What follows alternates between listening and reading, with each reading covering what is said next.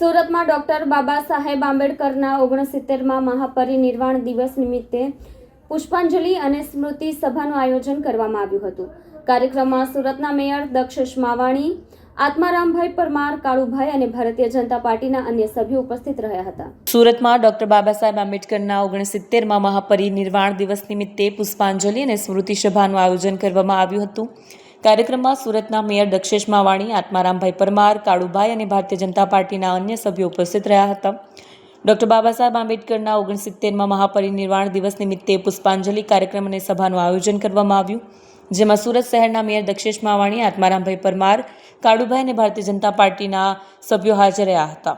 Cameraman હકીમ શેખ સાથે Wasim હાસમીનો report, આઝાદ news, Surat. જે 6 December doctor Baba Saheb આંબેડકરનો મહાપરિનિર્વાણ દિવસે આજે પૂર્વ કેબિનેટ મંત્રી આત્મારામ પરમાર અને આમાં સુરતના ભારતીય જનતા પાર્ટીના તમામ કાર્યકર્તાઓ દ્વારા તેમને પુષ્પાંજલિ કરી અને તેમની યાદમાં અહીં એક જાહેર સભાનું આયોજન કર્યું છે।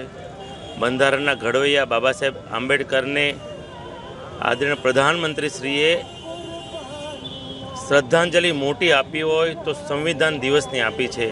એમને 125મી જન્મજયંતિએ બંને હાઉસને ભેગા કરી સમગ્ર દેશમાં સંવિધાન દિવસ તરીકે ઉજવણી કરવાનું જો કોઈ કર્યું હોય તો ભારતીય જનતા પાર્ટીના શાસનમાં થયું છે। એટલે સાચી શ્રદ્ધાંજલિ બાબા સાહેબને ત્યારે આપી છે। આત્મારામ પરમારે કીધું કે લોકશાહીને આજે 72 વર્ષ પછી પણ જીવિત રાખવાનું કોઈ કાર્ય કર્યું હોય તો બાબા સાહેબે રચેલું સંવિધાનના હિસાબે છે। ફરી એકવાર બાબા સાહેબ આંબેડકરને હું વંદન કરું છું।